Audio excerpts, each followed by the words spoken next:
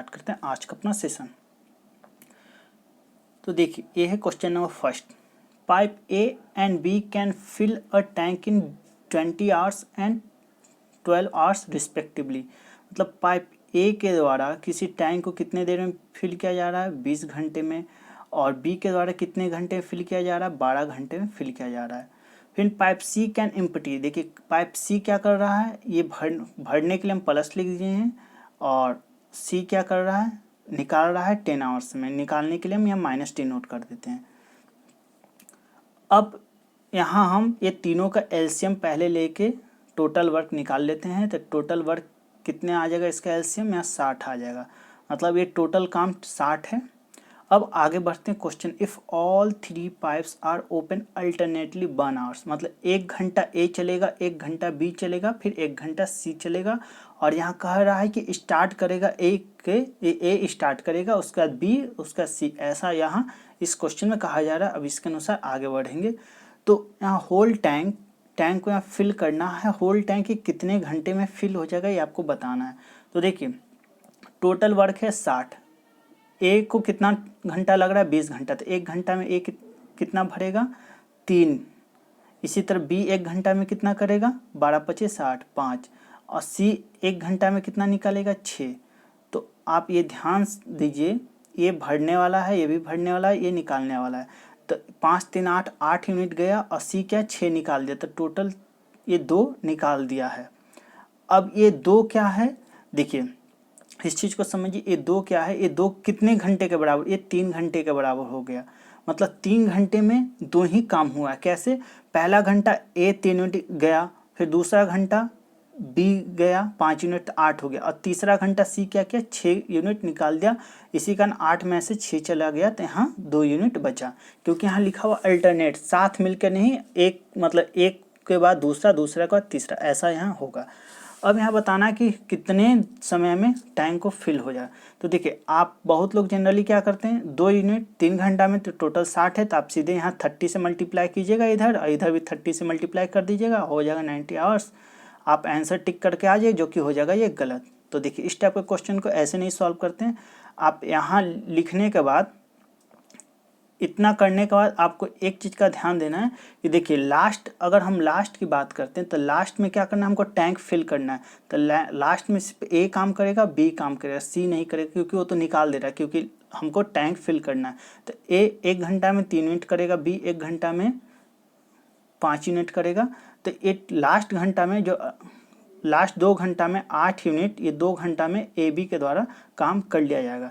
तो लास्ट घंटा में तो ए बी काम कर लिया 8 यूनिट। तो अब ये 60 में से आपको ये 8 घटाना पड़ेगा। तो अब यहाँ जो हमारा टोटल काम बचा वो 52 यूनिट बचा हुआ है। तो देखिए 2 यूनिट 3 घंटा में, तो 52 यूनिट के लिए क्या करना पड़ेगा, आपको इसको मल्टीप्लाई 26 से करना पड़ेगा। आपको 26 से मल्टीप्लाई करना पड़ेगा, यहाँ 26 से आपको मल्टीप्लाई करना पड़ता है। इसी तरह आप इधर भी 26 से मल्टीप्लाई कर दीजिएगा, तो ये कितना हो जाएगा, 78 आवर्स। ये 78 आवर्स में कितना काम हो जाएगा, 52 यूनिट काम हो जाएगा। और पहले का जो हमारा 8 यूनिट काम हो चुका है, तो वो कितने घंटे हैं, 2 घंटे हैं। तो ये 78 और ये 2, ये 78 और ये 2 जोड़ दीजिएगा, तो दोनों को ऐड करने पर कितना आ जाएगा, 80 आवर्स। यहाँ से इसका आंसर निकल के आ जाएगा। चलिए बढ़ते हैं अपने अगले क्वेश्चन की ओर। देखिए, a rectangular ground of length 54 meter and width 26 meter has a walking strip of width 4 meter in the middle of the ground along the shorter side। Means इसका कहने का मतलब ये है कि देखिए ये कोई रेक्टेंगल, ये ग्राउंड है, लेंथ 54 दिया हुआ है, और विड्थ कितना 26 है, और मिडिल में, बीच के ग्राउंड में बीच में एक 4 मीटर विड्थ का एक स्ट्रिप है along शॉर्टर साइड। तो देखिए ये इसका शॉर्टर है, शॉर्टर साइड के along है। तो यहाँ पर ये स्ट्रिप है, ये 26 हो गया क्योंकि दोनों का बराबर हो गया। ये जो विड्थ है ये कितना है, ये 4 के बराबर है। तो यहाँ क्या निकालना, find the area of ground excluding walking strip. मतलब ये भाग को छोड़ के, ये भाग को छोड़ के इस ग्राउंड का एरिया निकालना है। तो देखिए पहले हम पूरे ग्राउंड का एरिया क्या होगा, 54 × 26।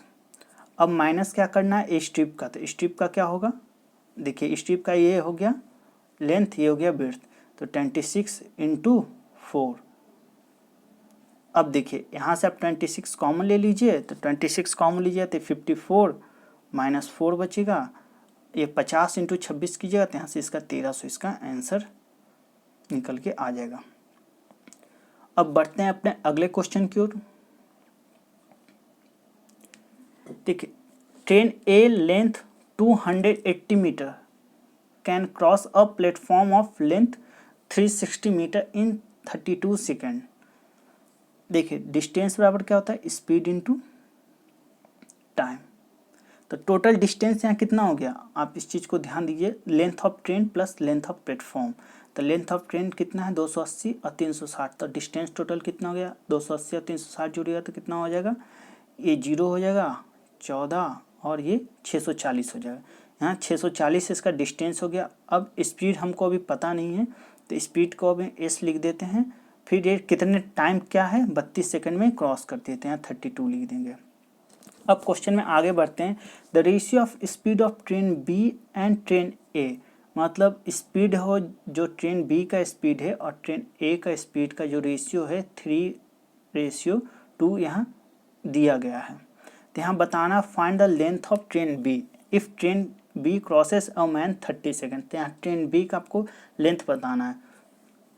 तो देखिए यहाँ तो स्पीड ऑफ ये क्या है, स्पीड ऑफ है, स्पीड है, तो स्पीड ऑफ ए ट्रेन कितना है 2x देता है। स्पीड के हटा के यहाँ कट करके आप 2x का वैल्यू पुट कीजिए तो यहाँ से x का वैल्यू आपको निकल के आ जाएगा। देखिए 32 दूना 64 और ये 2 से 10, तो x का वैल्यू यहाँ से कितना निकल के आ जाएगा, यहाँ से 10, यहाँ x का वैल्यू निकल के आ जाएगा। तो यहाँ x पुट कीजिएगा तो स्पीड ऑफ बी ट्रेन कितना हो जाएगा 30 और ए का कितना हो जाएगा 20। अब हमको क्या निकालना है, लेंथ ऑफ ट्रेन बी। तो डिस्टेंस बराबर क्या होता है, लेंथ ऑफ ट्रेन बी। तो length of train B L B लिख देते हैं इनटू डिस्टेंस के जगह पर। अब स्पीड क्या है बी का 30 है और टाइम कितना है 30 सेकंड है।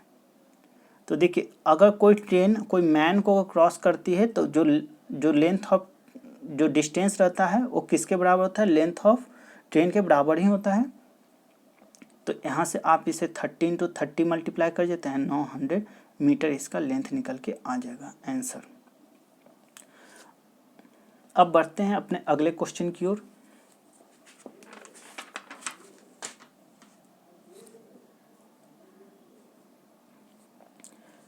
देखिए a women spend 10% of her salary in household expenses. मान लेते हैं कि लेट उनका टोटल सैलरी है 100x, ठीक है। अब 100x में से 10% निकालेंगे तो कितना हो जाएगा 10x। 10x ये हाउस होल्ड पर ये खर्च करती हैं। अब बचा कितना है 90x।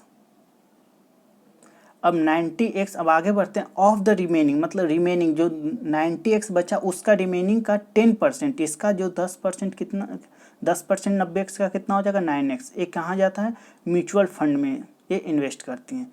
फिर उसके बाद क्या है 50% इन ट्रांसपोर्टेशन, इसका 50% ट्रांसपोर्टेशन में, मतलब 90x का 50% निकालेगा तो कितना हो जाएगा 45x। ये कहाँ जाता है, ट्रांसपोर्टेशन में जाता है। अब यहाँ आपको बताना if the amount invested in mutual fund, जो म्यूचुअल फंड है वो कितना है 450 के बराबर है। मीन्स देखिए म्यूचुअल फंड में कितना है 9x है, तो हम ये कर सकते हैं 9x बराबर कितना है 450। तो यहाँ से x का वैल्यू कितना निकल के जाएगा, x का वैल्यू कितना आ जाएगा 50। यहाँ x का हम वैल्यू 50 निकालने है तो हमको क्या निकालना है, ट्रांसपोर्टेशन पे उन्होंने कितना खर्च किया आपको ये बताना है। तो ट्रांसपोर्टेशन पे कितना खर्च किए हैं 45x, तो 45 इंटू एक्स हम निकाल चुके हैं 50। आप इसे मल्टीप्लाई कीजिए तो कितना आ जाएगा 2250। यहाँ से इसका ये आंसर निकल के आ जाएगा। अब बढ़ते हैं अपने अगले क्वेश्चन की ओर। The ratio of milk and water, milk and water का जो रेशियो है 5:4। तो हम ये मान लेते हैं, देखिए ऊपर मिल्क लिख लेते हैं नीचे वाटर, इसका रेशियो कितना है 5x/4x ये ratio. If 45 litre are mixture is taken out. अब देखिए इसमें से हमको 45 लीटर मिक्सचर को निकालना है। पहले तो निकालना है, यहाँ तक कर लेते हैं। अब निकालना है तो यहाँ से माइनस करना पड़ेगा। अब 45 लीटर निकालेंगे तो किस रेशियो में निकालेंगे, जिस रेशियो में ये है इसी रेशियो में निकालेंगे। मतलब ये समझिए कि 45 इंटू 5/9, ये हम ये 5 है, देखिए 5 पार्ट है ना, तो ये हम मिल्क निकालेंगे। तो यहाँ से हम यही हम दोनों में घटाएंगे, तो 45 इंटू 5/9, क्योंकि 5 पार्ट मिल्क है। अब 45 में से 4 पार्ट जो वाटर है इसको भी यहाँ से निकालें, तो यहाँ से निकाल दिए, माइनस इसलिए लगाएं क्योंकि निकालना था, हम निकाल दिए। अब आगे क्वेश्चन में बढ़ते हैं। And replace by the same amount of water, मतलब जितना हम निकाले हैं उसको रिप्लेस किससे करना है, वाटर से करना है। तो देखिए वाटर नीचे है तो हम इसमें ये नीचे 45 ऐड कर देते हैं। ऐसा करने से क्या होता है कि जो ratio of milk and water ये बिकम्स कितना हो जाता है, 5:7। यहाँ ये 5:7 के बराबर हो जाता है। अब आप इसे सिंप्लीफाई कीजिए, 9 से 5 मरते 45, यहाँ से 5 मरते 45, तो और इसे आप सिंप्लीफाई कीजिएगा तो यहाँ x के बराबर कितना निकल के आ जाएगा, 20 निकल के आ जाएगा। तो यहाँ फाइंड आउट क्या करना है, find the amount of milk of original mixture, मतलब ओरिजिनल मिक्सचर में, शुरुआत वाले में, मतलब इस मिक्सचर में मिल्क का आपको क्वांटिटी बताना है। तो ओरिजिनल मिल्क कितना था, ये 5x, तो 5x ओरिजिनल था, तो 5 into 20 is equal to 100 litre, इसका आंसर निकल के आ जाएगा। तो कैसा लगा दोस्तों आज का अपना सेशन, प्लीज़ हमें कमेंट करके बताएं। फिर मिलेंगे, तब तक के लिए धन्यवाद।